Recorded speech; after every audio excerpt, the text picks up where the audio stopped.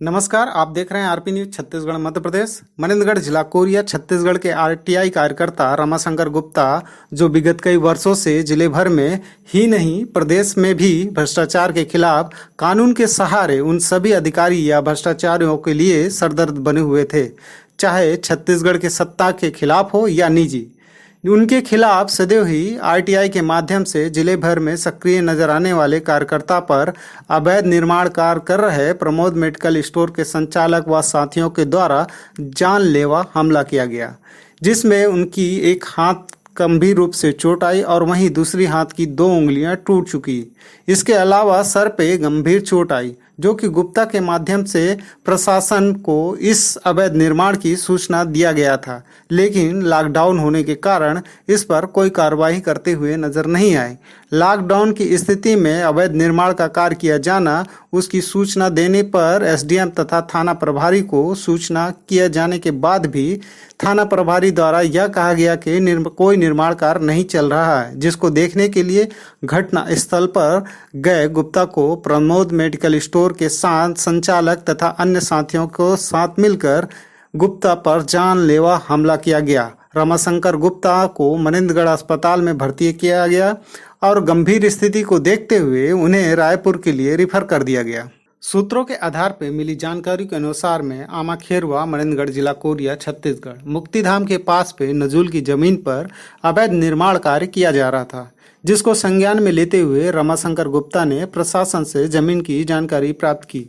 Pramod medical store संचालक के द्वारा अवैध निर्माण का कार्य किया जा रहा था, जिसके खिलाफ रमाशंकर गुप्ता के द्वारा न्यायालय में मामला दायर भी किया गया, जो कि विचाराधीन है।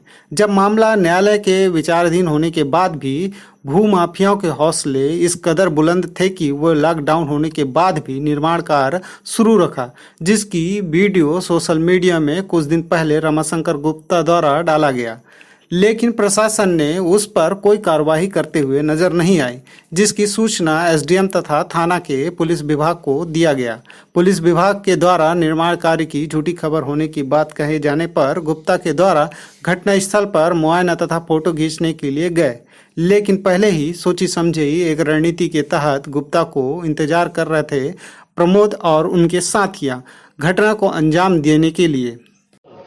नहीं, मैं बोल रहा हूँ मेरा ठीक है ना, रिकॉर्ड कर लेंगे ना। लिखो मेरी बात। ठीक है, मैं नहीं। चुप रहिए, रिकॉर्ड हो रहा है, पूरा रिकॉर्डिंग कर लिए।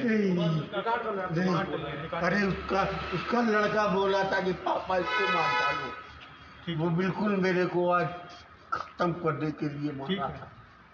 कौन बोला था? अरे उसका वो लड़का बोला था, प्रमोद का लड़का। नहीं, अभी हुआ क्या है? कहाँ थे आपको, मतलब कहाँ? मैं मुक्तिधाम से फोटो ले रहा था। हाँ। तो उसका काम चल रहा था। हाँ। तो वहाँ से मैं लौटने लगा। हाँ। तो पहले उसकी एक औरत आई थी, वो शायद उसकी माँ है। हाँ। वो बोली मेरी जमीन है, तू कौन होता है रोकने वाला? इतने में मैं आगे बढ़ा तो ये प्रमोद और उसका लड़का और 3-4 लोग और 4-5 लोग आके लाठी मारे। लड़का बोला मार डालो पापा इस मादर चूत को आज। इतना मारे पूरा शरीर में मारे है।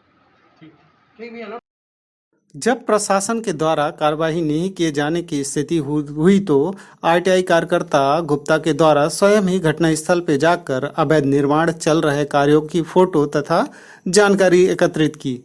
यह देखकर प्रमोद और उनके साथियों के द्वारा उन्हें रोककर जान से मारने की पूरी कोशिश की गई। यदि ऐसे ही भूमाफियाओं के हौसले बुलंद रहेंगे तो शायद ही प्रशासन उन सामाजिक कार्यकर्ताओं की जान सस्ती नजर आएगी। ऐसे माफियाओं को पता है कि प्रशासन उनके संरक्षण दे रही है, तो डर किस बात का। यदि ऐसे ही मामले होते रहे तो शायद जिला कोरिया में उन राज्यों में गिनती होना शुरू हो जाएगी जहां सत्ता और बाहुबलियों का राज चलता है। उन्हें कोई गलत काम करने के लिए कोई नहीं रोकता और ना ही टोकता है, जिसका परिणाम यह होता है आने वाले समय में पैसे और बाहुबली के दम पर कुछ भी किया जा सकता है। यह संदेश जो जिला कोरिया छत्तीसगढ़ में ऐसा हुआ तो ऐसा मामला न्यायालय में हो और ऐसी घटनाओं को अंजाम दिया जा रहा हो शायद ही कोई सुरक्षित रहेगा। सर अभी आरोपी कितने आरोपी पुलिस हिरासत में है, कोई पकड़ा है आरोपी? अभी टीम गई है, अभी वापस नहीं आया है, अभी हिरासत में नहीं मिले हैं। लॉकडाउन और धारा 144 लगने के बावजूद भी इस तरह की घटनाएं हो रही हैं, क्या कहते हैं? हाँ, उसके विरोध उनके द्वारा उनके मुक्ति धाम पे गए थे और आरोपी का घर भी उसी पास में है और वहीं पे इनको पकड़ के सर अभी आरोपी कितने आरोपी पुलिस हिरासत में है, कोई पकड़ा है आरोपी? अभी टीम गई है, अभी वापस नहीं आया है, अभी हिरासत में नहीं मिले हैं। लॉकडाउन और धारा 144 लगने के बावजूद भी इस तरह की घटनाएं हो रही हैं, क्या कहते हैं? हाँ, उसके विरोध उनके द्वारा उनके मुक्ति धाम पे गए थे और आरोपी का घर भी उसी पास में है और वहीं पे इनको पकड़ के जहां छत्तीसगढ़ के डीजीपी तथा सरगुजा संभाग के आईजी महोदय के द्वारा पुलिस व्यवस्था को बेहतर करने के लिए दिन और रात एक कर दिया गया है, ऐसे थाना प्रभारी के कारण पूरा शहर आरोपियों के हौसले बुलंद करते हुए नजर आ रहे हैं।